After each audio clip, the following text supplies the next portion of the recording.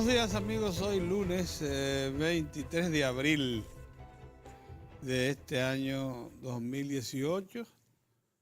Hoy tenemos que celebrar con mucho entusiasmo la decisión del juez del Tribunal de Tierras de la jurisdicción original de Barahona, Juan Domingo Méndez Quesada, de anular 200 deslindes fraudulentos y reconoció los derechos del Estado dominicano en la parcela 40 del distrito catastral 3 del municipio de Enriquillo.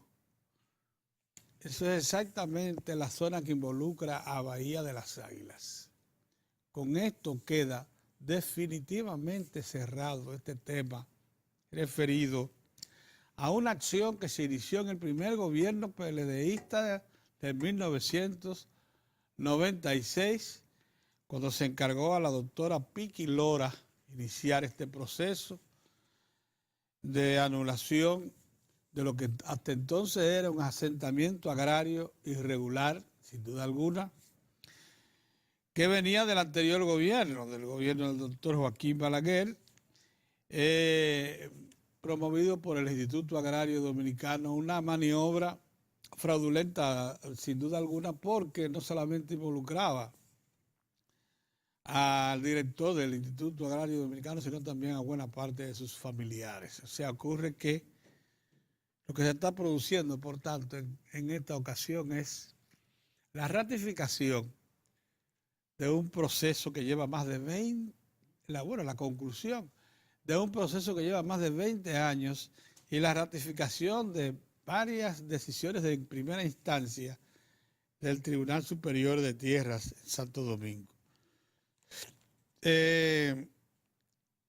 Nosotros y todos los que tenemos particular interés en que el polo cuarto de turismo, que es el del suroeste, el del sur, que inicia muy cerca de Barahona, que tiene a Barahona como eje central y prosigue hacia Pedernales,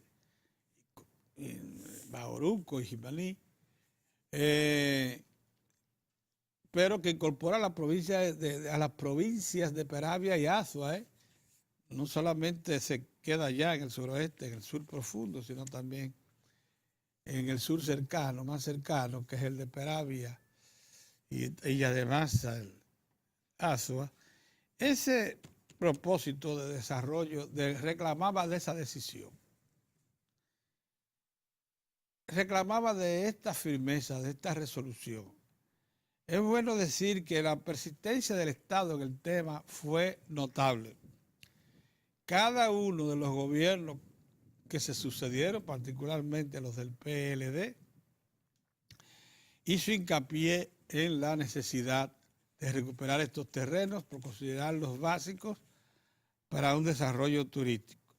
Lógicamente, muchísimas personas influyentes en el sur y otros buscadores de oportunidades se involucraron en la tarea de apropiarse de esas tierras, todas del Estado, cercanas, por cierto, a los terrenos de la antigua Alcoa Exploration Company.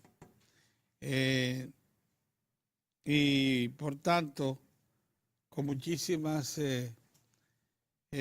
facilidades para cualquier proyecto de desarrollo turístico poderse implementar, como es el caso de un puerto de agua profunda, un aeropuerto que dejó la Alcoa Exploration Company, ambas cosas, algunas instalaciones también en el puerto, todas las cuales pueden servir para, a partir de ahí, claro, producir reformulaciones, ampliaciones, etcétera, modernización, reconstrucción, que puede perfectamente servir de lanzamiento del nuevo polo turístico. Acuérdense que también Barahona cuenta con su aeropuerto María Montés, que si bien no ha sido de mucho uso, pero está ahí, es una gran reserva, y que también tiene otras facilidades como es el desarrollo turístico que ya se manifiesta, de instalaciones turísticas que ya se manifiesta en la costa sur, fundamentalmente en Barahona. Los proyectos que se levantan de los Corbanitos y otros más en Peravia y en la zona costera ya de Asua, que se les alcanza a ver también proyecciones extraordinarias. Bueno, en resumen, que lo que fue una gestión de la doctora Piqui Lora, que prosiguió Laura Costa Lora, su hija, ¿no es así, don Héctor? Sí, Laura. Laura Acosta Lora, Manuel de Jesús Cáceres Senao, Samuel Ramia Sánchez, Gustavo Viaggi Pumarol y Blas Minaya Nolasco. Estos abogados, un grupo de jóvenes, por cierto, sí. Hay que reconocerlo la persistencia, la firmeza con que defendieron los intereses del Estado. Bueno, y el sistema de justicia ha fallado lo que esperaba la sociedad, porque todo eso estaba soportado en múltiples irregularidades y violaciones a la ley. Esto es lo más trascendente y el hecho, estamos hablando de extensión de más de 400.000 tareas de tierras. Todo lo que esto involucra. Y le quita el muro a Bahía de las Águilas ya. Bueno, con respecto a Bahía de las Águilas, estaba hablando de más de 300 tareas. Le quita el muro. De playa, una cosa extraordinaria. Sí, una cosa extraordinaria. Sí. Y esto se produce en momentos de que hay múltiples inversionistas que han presentado ya iniciativas que en el interés de desarrollar proyectos en Bahía de las Águilas. Es una decisión trascendente y, como usted ha señalado, resultado de múltiples esfuerzos y el apoyo. Viene desde 1996, sí, desde la instalación del primer gobierno del PLD. Y en este caso el apoyo gubernamental que el gobierno ha sostenido, que el interés nacional es precisamente... Bueno, hay que decir, hacer el reconocimiento de que uno de los propósitos de esta administración, el propio presidente Danilo Medina en su juramentación en el 2012, sí, su primer gobierno, dijo muy claramente que Bahía de las Águilas constituía uno de sus objetivos, cierto, propósitos. Y mírenlo ahí, y ahí está materializando. Porque, no, y para el mensaje que esto le da al sur dominicano, o sea, lo que le crea, porque el sur dominicano, como hemos dicho, ha esperado. Y hay ahora mismo, por ejemplo, en la provincia de Pedernales hay una coincidencia, don Pedro, de propósito, para aprovechar todo el potencial de Bahía de las Águilas. De manera que terminó la semana y comienza con una buena noticia. Así es. Y hubo otra gran noticia también, terminando la semana. Bueno, la información no es una novedad porque ya el país había recibido las informaciones. Recuerden cuando terminó la misión del Fondo Monetario Internacional, la misión técnica, que viene a los países miembros en virtud del artículo 4 de Constitución del Fondo, lo que viene a pasar revista a la economía. Ya se conocía la nota que le había dado, el Fondo Monetario Internacional había reconocido, primero, que la capacidad dominicana para lograr mantener un crecimiento sostenido de la economía, y de igual modo el mismo hecho del comportamiento de las distintas variables y el pronóstico. Recuerde que el Fondo Monetario Internacional había planteado que la economía dominicana iba a crecer y que podría estar creciendo por encima de su potencial.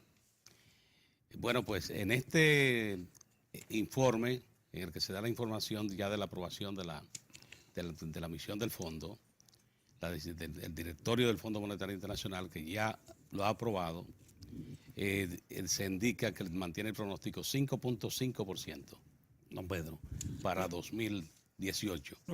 Lo resaltante de eso, y es lo que puso de manifiesto Héctor Valdés Alviso allá en Washington. Sí, que es en la reunión de primavera del Fondo Monetario Internacional y el Banco Mundial. Aprovechó su asistencia a ese evento. Sí. Es que el directorio del fondo aprobó en todas sus partes lo que fue el informe de su comisión, que previamente había aprobado la representación local, tanto de la gobernación del Banco Central como del Ministerio de Hacienda. Acuérdense que en el caso de cada país, las autoridades reconocidas ante el fondo son el Ministerio de Hacienda y el Banco Central. Entonces, ambas instituciones... El Ministerio de Hacienda como cabeza en este caso, de Economía, y el Banco Central... Como responsable de la política monetaria y financiera. El rector de la política monetaria. El rector de la política monetaria y financiera, que tienen que ver, y eso es importante, con lo que es el valor de la moneda nacional y la inflación. Sí. Todo el sistema de precios. Todo el sistema de precios tiene una incidencia enorme referidas a las políticas monetarias y financieras. De manera que el licenciado Valdés Albizu de nuevo regresa con una buena noticia. Sí, de nuevo. Una buena noticia que se reafirma, porque ya la sociedad ya había recibido información. Mire, don Héctor, lo que nos manda una señal, una advertencia severa, de mucha consideración, es lo acontecido en Nicaragua. A la República Dominicana le manda una advertencia de primer orden y muy oportuna. Todo esto que ustedes han visto en Nicaragua, que ha causado 27 muertos, saqueos, que ha revelado al pueblo, porque no solamente ha sido en Managua, ha sido en casi todas las ciudades importantes del interior de Nicaragua. La señal que manda, incontrovertible, el pueblo, es la de que conquistas básicas que ya había obtenido, que ya había disfrutado, no van a ser regresadas. Y eso, y fundamentalmente las referidas a la seguridad social, tanto de pensiones como de prestación de servicios médicos. Y eso para nosotros, para los dominicanos, tiene mucho valor. Miren, todo lo que aconteció en Nicaragua se resume en lo siguiente. En Nicaragua había un sistema de seguridad social que era malo con los Somoza, pero que con la revolución sandinista se convirtió en una ganancia. Los dominicanos tienen, para que tengan una idea los dominicanos de lo que ha ocurrido en Nicaragua, piensen en lo que era el Código Trujillo de Trabajo. Pensar solo en esto. Y eso da una idea. Imagínense que después que avanza, que por ejemplo República Dominicana, que superó el Código Trujillo, que a República Dominicana digan que vuelve al retorno. Que vuelve al Código de Trujillo. Eso es todo. Eso es lo que está pasando. Para que los dominicanos lo entiendan. Pero oigan, lo que realmente generó esta situación. Nicaragua, que sí tiene un sistema pensional, que sí ha entregado las primeras pensiones a los que acumularon tiempo suficiente, a los 60 años de edad, más de la mitad de ellos dedicados al trabajo, tanto en el sector privado como en el sector público, tenían como beneficio que a los 60 años te aplicaba para su sistema de pensión. La pensión en Nicaragua, que es una mezcla entre Estado y sector privado, allá ya es una carga fundamentalmente para el presupuesto público, que es el que la cobra. Pero era una pensión razonable, que le daba garantía de sobrevivencia a la clase trabajadora y a los empleados que cumplían 60 años. Bueno, mediante una reforma que impuso el Poder Ejecutivo sin tratarla previamente con la población, que la pasó por debajo de la mesa mediante un decreto, elevó la fecha, los años de pensión de 60 a 65. De 60 a 65. En una población como la nicaragüense, que hasta hace unos años, nada más, hace unos años, calificaba como una de las más pobres de América Latina, peor alimentada. Y ya tú sabes lo que da eso, peor de nutrición Bolivia, con sus secuelas, Haití, Nicaragua, la República Dominicana en su momento, hace 30 años, y ya salió de esa zona. Eran países que tenían un per cápita de $2,000. De $2,000, que no alcanzaba para nada, y menos. Entonces, con conquistas sociales postergadas. En el caso dominicano, nosotros tenemos seguridad social en el 2001, que se comenzó a aplicar en el 2003 porque no teníamos nada, y que aún siendo una ley del 2001, ¿sabe desde cuándo que existe el seguro familiar de salud? Del 2006, 5, 6? Sí. Es que, o sea, las cosas aquí... Y recordar que Nicaragua salió en 1979 de un régimen dictatorial, que eso también atrasó mucho ese país. Y la violación a los derechos humanos, o sea, no se entendía que eran responsabilidades. Pero entonces el pueblo de Nicaragua dijo que no iba a aceptar un regreso a situaciones anteriores, que no iba a aceptar que sus pensiones comenzaran 5 años después. Miren, y al Ejecutivo, perdón, don Pedro, esto. Se le ha dado una lección también al Ejecutivo de Nicaragua, porque lo menos que eso mereciera que los nicaragüenses se le hubiese hecho una consulta. No les consultó. Bueno, ahora mismo se ha frenado. No, y entendía que se lo iban a pasar, porque eso fue lo que le pasó a Ortega.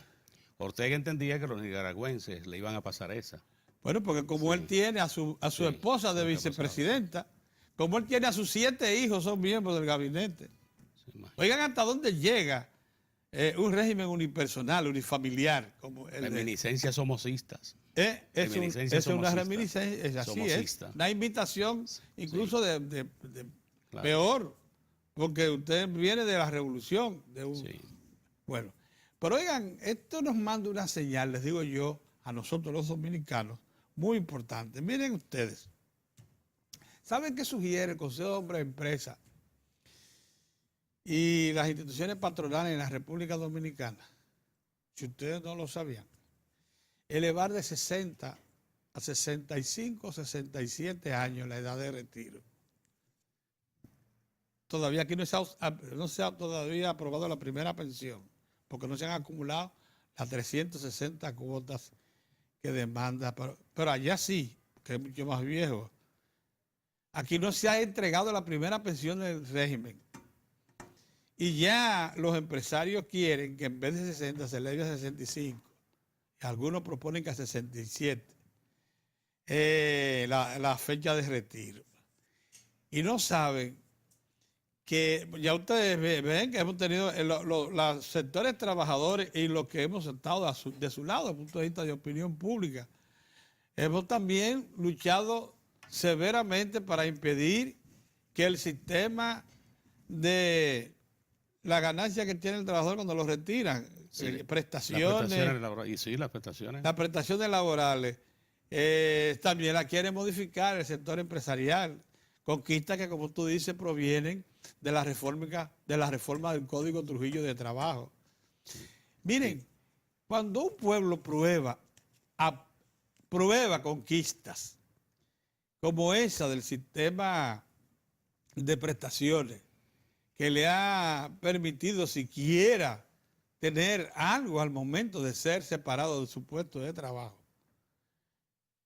Una cosa que lo diferencia notablemente de muchas naciones, que cuando te sacan de la nómina, tú te vas para tu casa sin nada en el bolsillo. Que incluso permite que los maltratos de los jefes o de los propios dueños de las empresas se multipliquen, porque como no tienen nada que lo contenga, ni siquiera el efecto económico que significa una separación del trabajo. Ustedes saben que como quiera que sea en este país, cancelar a una persona en el sector público o en el sector privado ya, incluso se ha aceptado en el sector público. El sector privado ha sido norma por el Código de Trabajo que es existente. Usted tiene que pensarlo 2 veces porque tiene que entregarle prestación y regalía.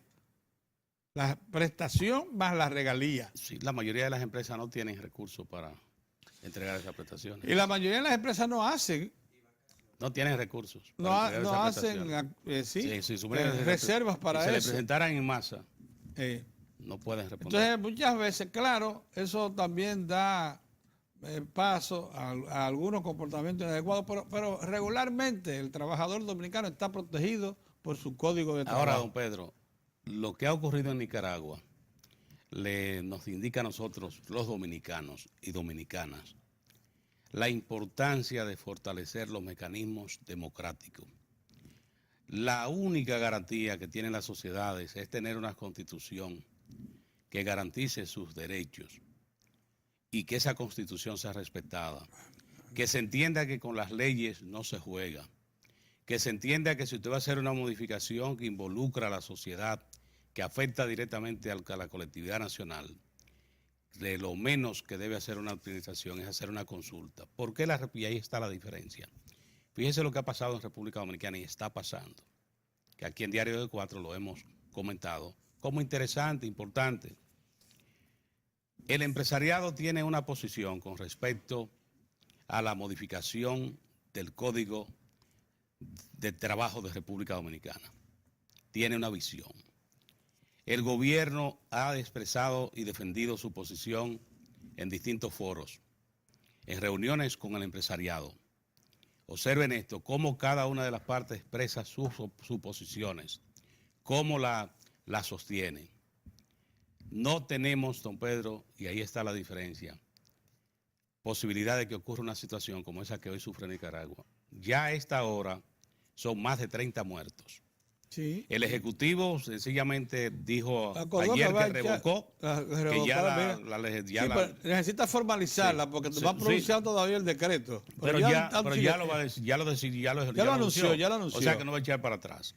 Pero los muertos, los heridos, los negocios incendiados, ¿quién los recupera? La paralización de la producción. Una situación de incertidumbre, porque en Nicaragua al amanecer de ayer lo que se entendía que el gobierno se iba a caer, que lo iban a tumbar. Bueno, había ese ambiente. Eso era lo que creía la gente. Sí. Pero eso indica cuando se violentan los mecanismos democráticos.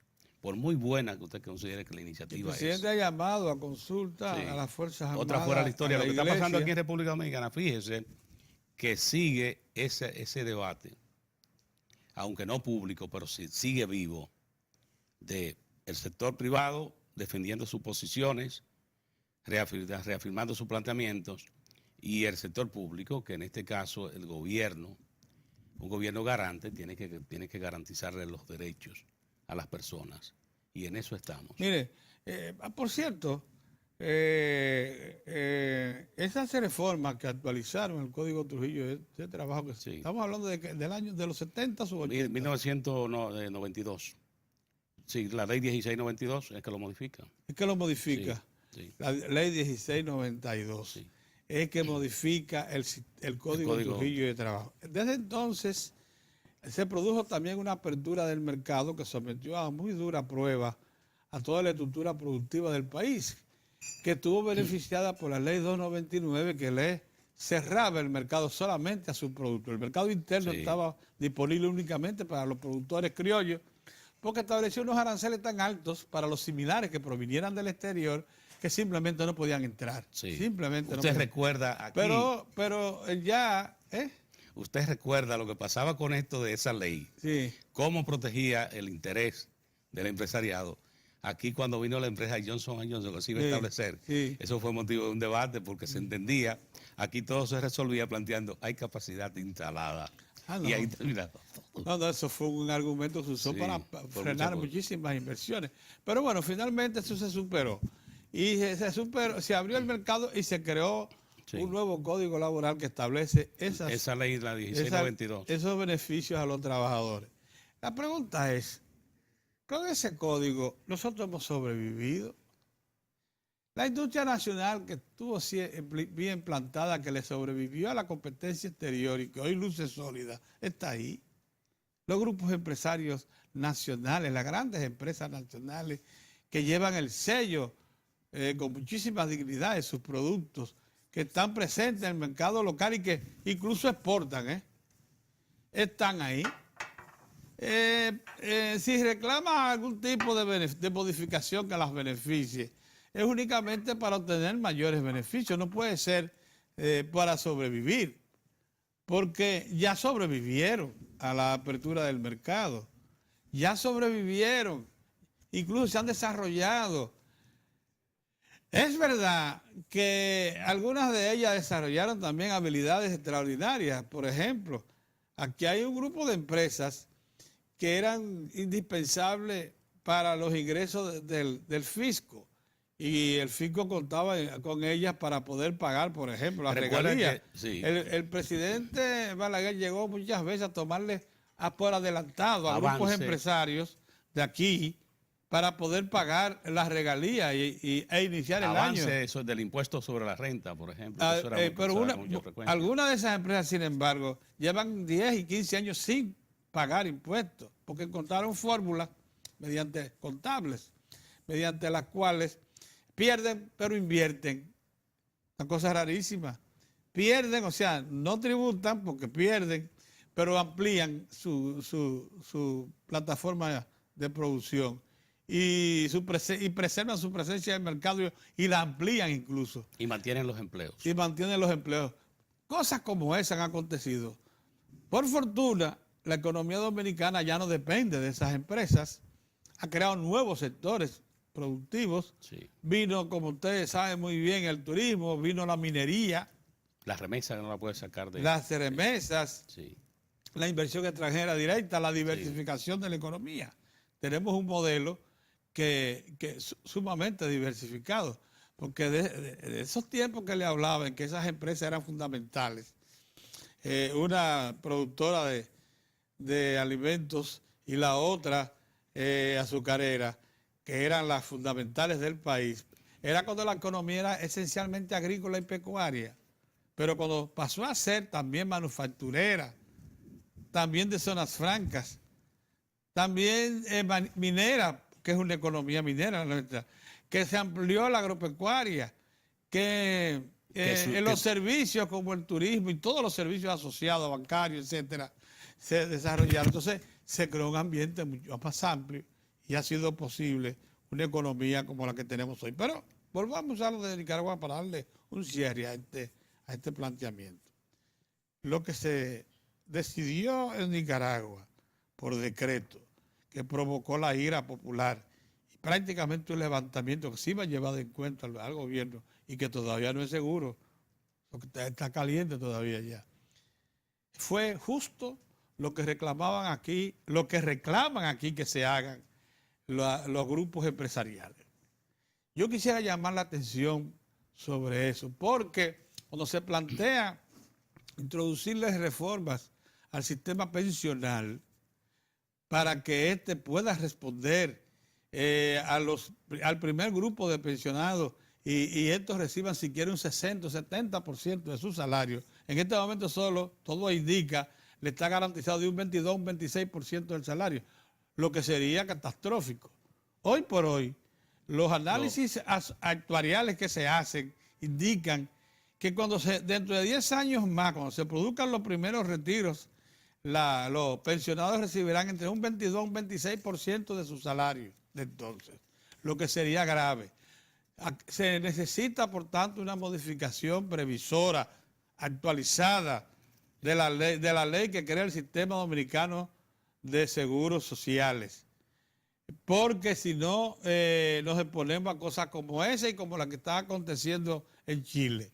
En Chile, donde hay un sistema pensional de más de 40 años de existencia, similar al nuestro, porque es de acumulación y de ahorro por parte de los trabajadores y empleados.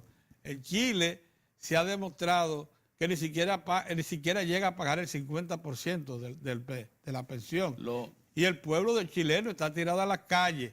Allá no ha habido la rebelión y muertes que hay en Nicaragua. Está muy cercano a eso. Por todo Chile hay una resistencia a mantener el actual esquema. El actual esquema para todos los chilenos debe modificarse. Entonces nosotros estamos a tiempo. No somos tan viejos como los sistemas pensionales de Chile y de Nicaragua. Y por tanto estamos a tiempo de corregir. No podemos pensar en aumentar la edad de retiro, como lo está proponiendo los grupos empresarios dominicanos, comenzando por el Consejo Nacional de la Empresa Privada y los fondos de pensiones. Cuidado con eso. Tampoco podemos modificar, porque es una ganancia de los trabajadores y de los empleados, el sistema de retiro. Sí, volviendo, don Pedro, Nicaragua y República Dominicana, qué bien, son situaciones diferentes y esto es lo que es más resaltante. Hay que insistir en esto. El código, la modificación al Código de Trabajo Trujillo, eso fue fruto de un diálogo tripartito. Ahí pudieron participar el sector privado, el empresariado, el sector de los trabajadores y el gobierno. En esta ocasión se vive una experiencia parecida en el que al tratar un tema como variaciones al Código Laboral, tengan que participar los distintos sectores. Pienso, don Pedro, que la vía es la que ha tomado República Dominicana. Cómo a nadie se le ocurre venir a tratar de imponer una decisión unilateral, que fue lo que le ocurrió a Nicaragua. En República Dominicana, aquí nosotros vemos en el debate a un sector sindical que se ha reanimado, incluso lo usa muy fortalecido, porque cuenta hoy con la asesoría de expertos en la materia, y esto le permite fijar mejores posiciones más claras con respecto a lo que piensa del Código Laboral. Un empresariado que también defiende sus posiciones de manera pública, incluso en algún momento con exposiciones escritas, y el gobierno como un garante del interés nacional, garantizarle a cada una de las partes un espacio en igualdad de condiciones para el debate. Y esto pienso que es lo que establece la diferencia con Nicaragua. Y también indica por qué la República Dominicana es un país que mantiene, como lo reconoce el Fondo Monetario Internacional, un crecimiento robusto y una estabilidad admirable, don Pedro. Tiene que ver con todo esto. Cuando vienen las imposiciones, cuando viene el desconocimiento de posiciones, ahí solo se abre la vía para las pérdidas. De ahí que nosotros pensamos que lo que debe ocurrir, que el debate que se conciba precisamente con el criterio de que tiene que ser el fruto de un diálogo tripartito en el que puedan participar todas las partes. Bueno, y ahí está establecida la diferencia con Nicaragua. República Dominicana afortunadamente tiene las condiciones para dar un escenario diferente. Eso, mire, qué interesante. Hubo un evento aquí sobre el sistema de seguridad social. Una entidad interamericana de los que analiza, ¿no?, los sistemas de seguridad social de cada país y lo compara. Esa entidad concluyó este fin de semana, que era aquí que se celebraba el evento, recomendándole a la República Dominicana no dejarse sustraer de quienes están demandando una reforma a fondo del sistema pensional y de seguridad social. Dice que el nuestro, que combina una dirección tripartita, Estado, sector privado, trabajadores, es el ideal. Dice, porque donde se ha concentrado todo el poder en el Estado termina por engullirse el sistema. Cuando entra en crisis, se toman los dineros del sistema o reduce sus beneficios de manera unilateral, sin tomar en cuenta a los demás sectores que componen. Pero eso puede ser en una parte, en un tramo del camino, don Pedro. Lo cierto es que el Estado dominicano, el Estado solo no puede mantener esa carga sostenida, no puede. ¿No? Tienen que participar todos. No hay un solo Estado de lo que han declarado el sistema de reparto. O sea, el Estado como administrador de los recursos que le entran y como sufragador de las pensiones. No hay uno solo que haya podido sobrevivir. No. Todos tienen los sistemas pensionales en quiebra, en rojo. Sí. Porque los sistemas pensionales, por su propia característica, acuérdate que las poblaciones de trabajadores van envejeciendo, que las poblaciones van decreciendo su aporte de nuevos brazos por razones del modernismo. Claro, de ahí el modernismo reduce los nacimientos. Ya la gente quiere disfrutar de más tiempo. Eso es lo que explica por qué hay poblaciones que están envejeciendo.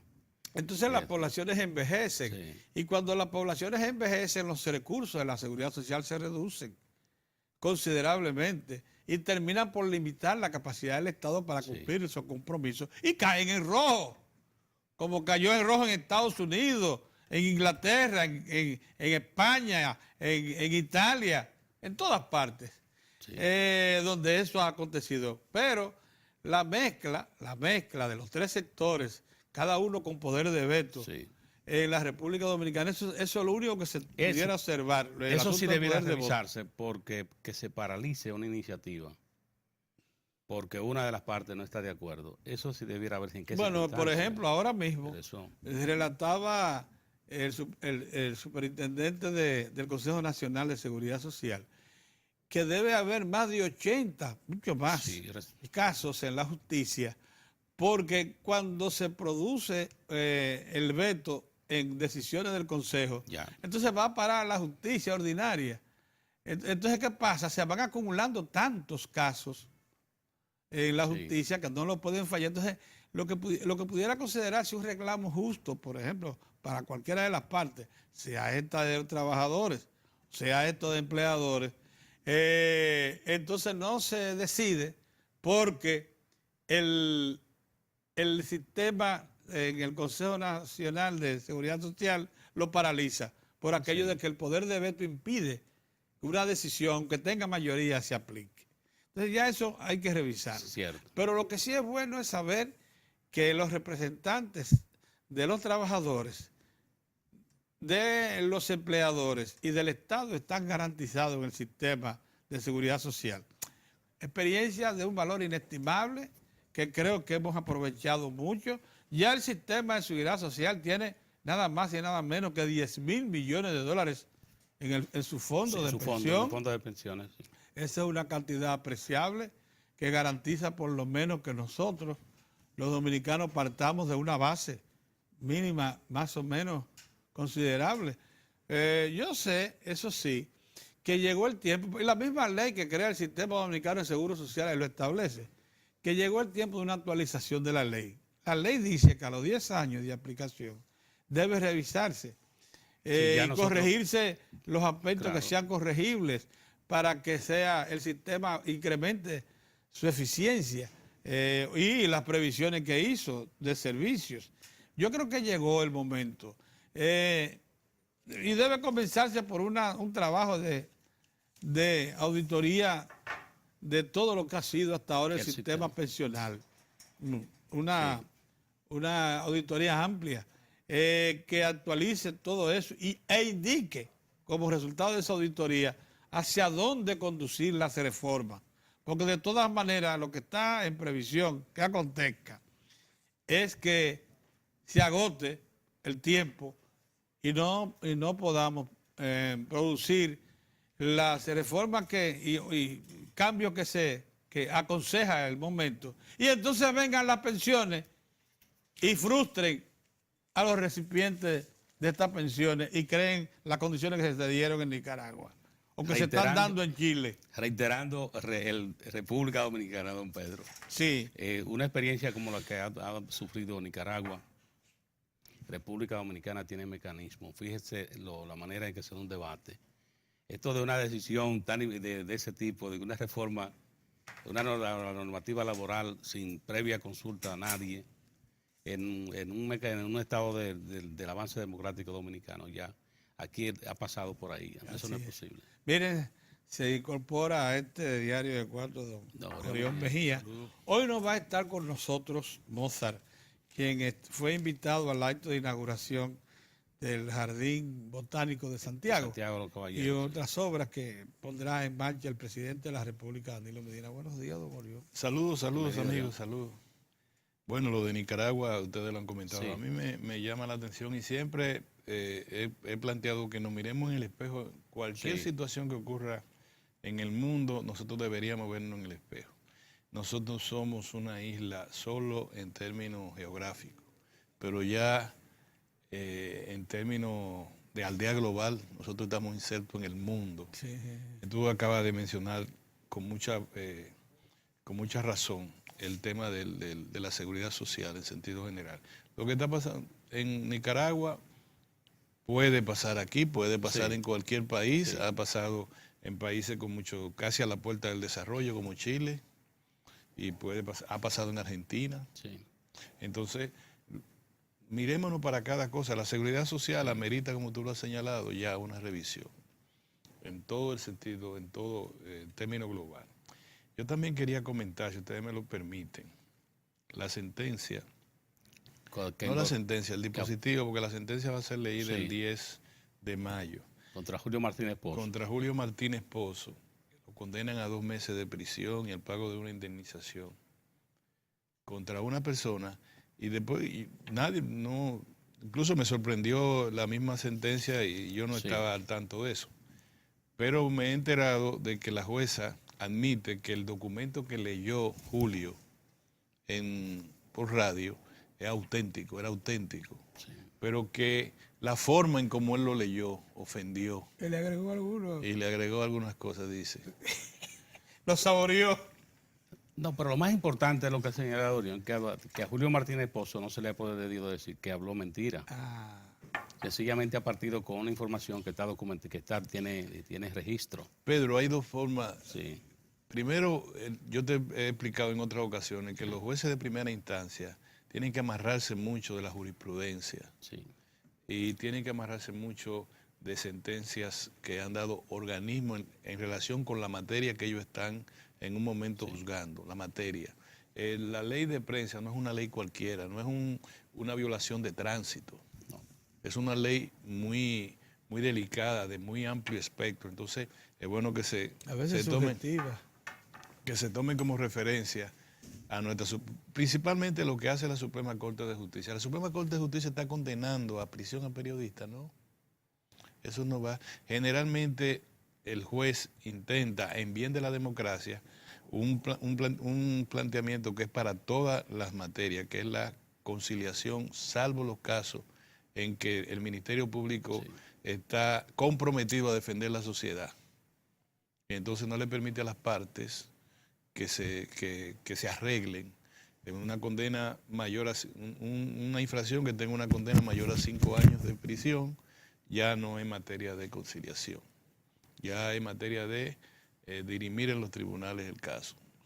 Pues bien, en este que te estoy hablando, condenar ¿por qué a un periodista?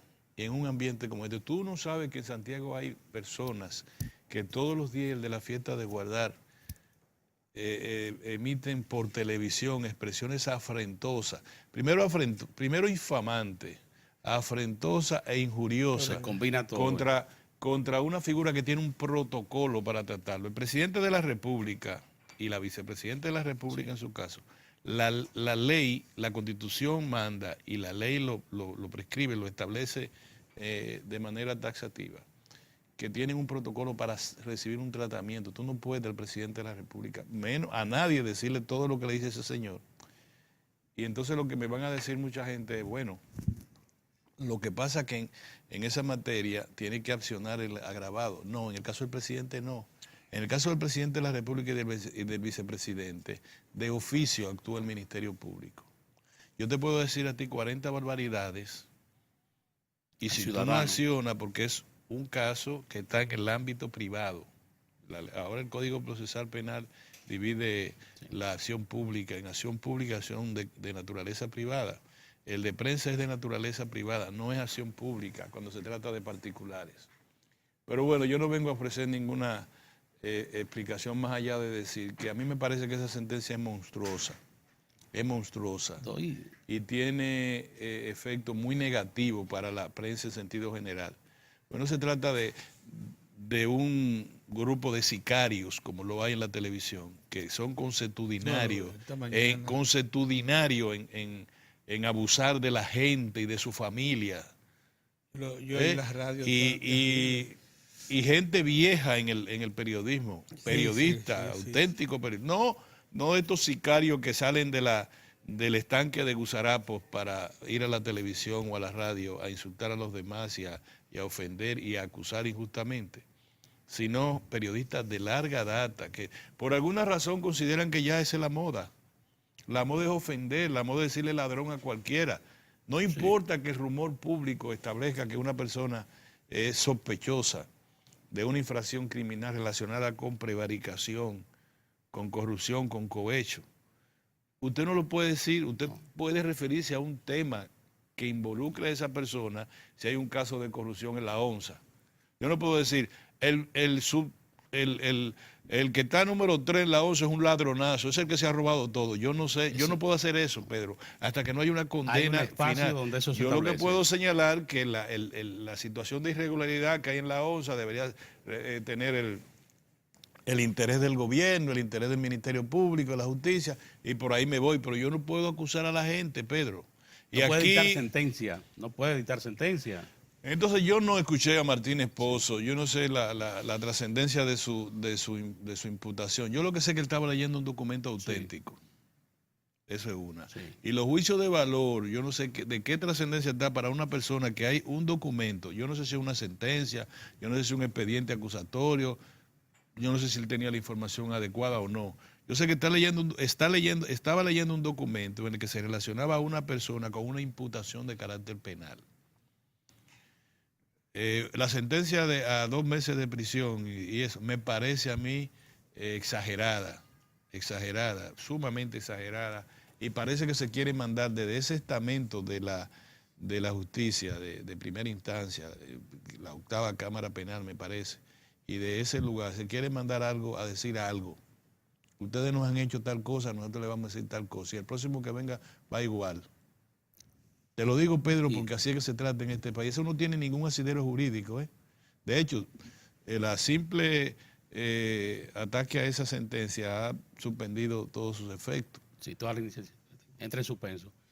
Ahora, Orión, también plantea, y esto de verdad de debatirse, don Pedro y Orión, porque este caso le presenta a los profesionales de la comunicación una situación nueva, por ejemplo, el background o los antecedentes de una información.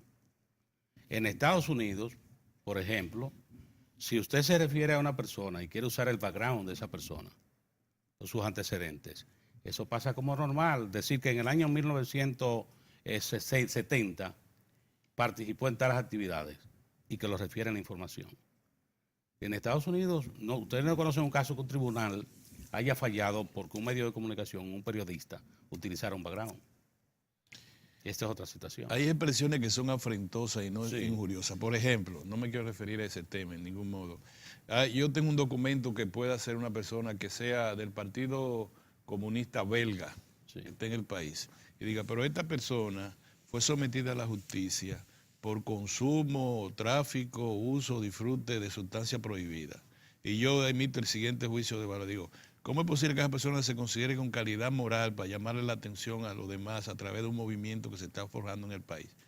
Un juicio de valor que lo que amerita es que la persona haga uso de su derecho y diga, no, yo tengo calidad moral, porque en aquel caso fue falsamente imputado y tengo aquí la sentencia de descargo de la tal del cámara, tribunal, o yo cumplí la pena, o lo que sea, o fue lo que sea.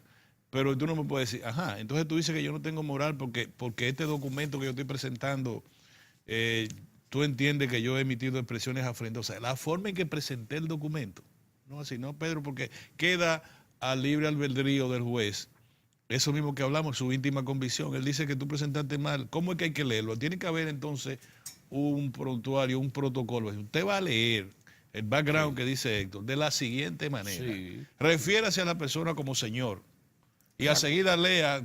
Y si el documento pasa de 2 cuartillas de casos de imputación penal, usted se va a detener en la primera cuartilla o algo así. Pero si no, a partir de ahora, ¿cómo tú lees un documento? ¿Qué te pasa? Si tú lees un documento y tú dices, y ese señor es parte del movimiento verde, y yo tengo aquí esto que dice la policía que él hizo esto y aquello y lo demás para allá. ¿Y cómo es que este señor tiene calidad moral para venirnos a decir a nosotros que somos delincuentes o que sí o qué? Bueno. ¿Saben que el caso se refiere a un dirigente importante de la Marcha Verde que fue referido por el periodista por su background social, su comportamiento, que evidentemente pasó incluso por la policía y dejó archivos. Eso se comprobó que había sido en algún momento. Bueno, ha acontecido lo que relatan y resumen estos 2 abogados que tenemos aquí en Diario del Cuarto, don Orión y don Héctor. Pero de esta mañana yo venía camino desde San Pedro de Macorís hasta acá y moví el dial en esos interactivos. Y eso ha desatado, ese caso, una libertad para calificar al presidente de la República, al expresidente Leonel Fernández, con los peores epítetos. Un memorial de agravios. O sea, la gente se considera en libertad por efecto de esa sentencia de decir todo lo que le venga en gana. Oí que le llamaron mafiosos a ambos por una emisora que es la que dice que tiene la más alta audiencia en la mañana. A ambos. Y cuando lo comentó uno de la calle, la que recibió la información dijo, te quedas pequeño. Para que tengan una idea de hasta dónde se sienten con fuerza mucha gente que hace opinión pública y que está al frente de medios de comunicación, para a partir de esa sentencia, Orión, desatar todos los fuegos del infierno. Mira la diferencia. Déjeme decirle. Y hacer un ejercicio de bajas pasiones. Mira la diferencia entre dos casos conocidos por la justicia relacionados con el ejercicio de prensa. El caso del senador Wilton Guerrero Dumé. Indudablemente que él hizo una imputación muy precisa. Y directa. Que el presidente Hipólito Mejía estaba viajando en un avión que era de un narcotraficante, que esto, lo otro. Una imputación narcotraficante mexicano. Precisa. Sí. No que si tú tienes calidad para hablar, porque tú tienes un expediente, aquí trae el expediente, que tú, incluso te dicen una expresión que a mí me parece también tanto exagerada, marihuanero, creo que es una cosa, bueno, está bien, pero en sentido general de lo que se trata, el juez no puede tomar una expresión sola, mira, a esa expresión hace daño, no. ¿Qué fue lo que dijo el periodista y cuál fue la intención del periodista? La intención del periodista fue descalificar a ese ciudadano para enjuiciar al gobierno y a la sociedad sobre supuestos actos de corrupción en razón de que él tiene un expediente que es un expediente relacionado con infracciones de carácter penal. Esa fue la intención del periodista. Usted no puede hablar de aquí y decir la cosa porque, mire, yo tengo este expediente, tal cosa. Ok. Pero eso no es una imputación precisa, eso es presentando un documento que dice la jueza que a partir de la presentación emitió expresiones afrentosas, injuriosas, es otra cosa. Pero en el caso del senador por Baní, hubo que llegar a un arreglo. ¿Usted se acuerda que le dije que se puede? Hay resolución de los conflictos hasta en la Suprema Corte de Justicia en esta materia. Porque esta materia no es debido a muerte. Hace mucho, más de varios siglos, más de un siglo, que el duelo pasó a ser ilegal. Y quien se faja y se mata con otro para defender su honra, se hace reo de un homicidio o de la intención de cometer un homicidio si no logra matar a su agresor. Si ya eso no anda como antes, que era vía directa, las formalidades, tuvo un compadrino y se ponen de acuerdo y el que mató quedó bien, no hay problema. No, eso ya no se hace. La justicia resuelve los problemas que tienen que ver con la honra ajena. Entonces, fíjate con el caso del presidente Hipólito Mejía. Bueno, él se creyó, por ser un senador, tenía jurisdicción privilegiada, la Suprema Corte de Justicia lo conoció. Cuando ya estaba en estado de fallo, que el senador ve que su situación es difícil, arreglan, llega a la justicia le ofrece esa oportunidad. No fue que, mira, busca la manera, suéltalo de ahí. No. Su abogado hábil e inteligentemente dice, no, vamos a resolver esto por vía de arreglo. Eso se hace en la justicia constantemente. Vamos a desinteresar al impetrante a los fines, porque si no, perdemos. Y eso pasó.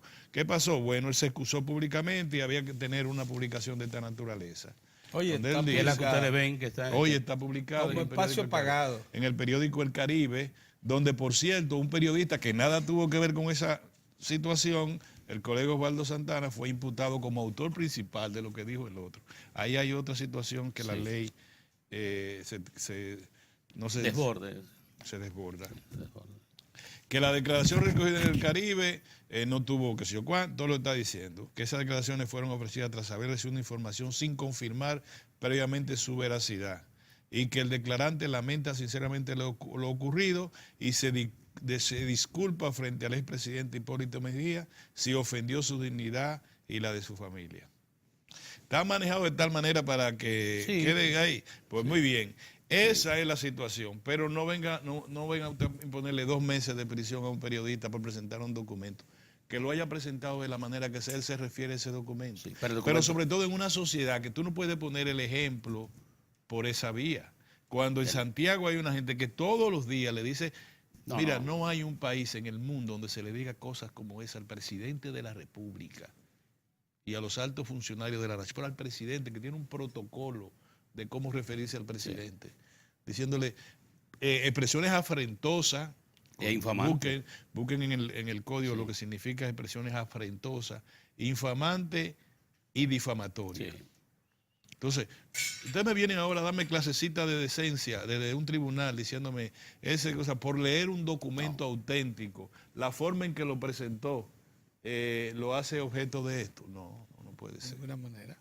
No, señores. Miren, ya vamos al cambio, pero es importante anunciar. Vamos al cambio ahora, ¿verdad? Sí. Pero yo creo que me permitan un primer comentario, ya un último comentario, y es para hablar de lo que aconteció ayer en Santiago. El presidente Danilo Medina ayer desarrolló su visita sorpresa 203. Tocó a Pedro García en Santiago y tocó a Sabana Iglesia. Que esto es muy importante, las iniciativas que se anunciaron ahí. Muy bien. Nuestro colega nos representa el equipo mediático en el acto de el botánico. La gente no sabe lo que significa. En el Día de la Tierra, fue el domingo. El domingo día 22. El Parque Botánico de Santiago, qué bien. Felicito a los santiagueros, ¿verdad? A mí me decía, no diga santiaguenses. Mira, pero ya puede decir, de acuerdo a la Real Academia, ya puede decir santiaguero. Correlacionando ese evento. El invitado nuestro de hoy, un americano que está aplatanado, canadiense aplatanado, un conservacionista que tiene más de 20 años en el país, recorriendo a pie la cordillera central, del lado sur y del lado norte, que conoce muchas cosas de nuestro ambiente allá. Yo le he recorrido, Pedro, para que tú no te en helicóptero. Robert Kroll no a pies. Yo le he recorrido en helicóptero. Tú lo has hecho, mujer. Él es el gerente de responsabilidad social de Gold Quest Dominicana, pero en esa condición y en la condición de autoridad para evaluar los trabajos que realiza el gobierno de recuperación de la zona, principalmente la ladera sur de la cordillera central, los hemos invitado hoy. Y como dices tú, que se está celebrando el Día de la Tierra. Sí. Sí, ayer domingo. Precisamente. Sí. Que tenemos una humanidad tan insensata que tiene toda la tecnología, ya está ¿cómo que le llaman? Inteligencia artificial. Sí. Pero se está acabando el agua y el aire se hace irrespirable. ¿Qué te parece? Yo no sé cómo la inteligencia, bueno, los robots no respiran, quizás ellos puedan sobrevivir y no beben agua. Vámonos a un cambio y vamos a retornar, señores. Pero los robots son creaciones del hombre, de humana. Sí. Vámonos a un cambio.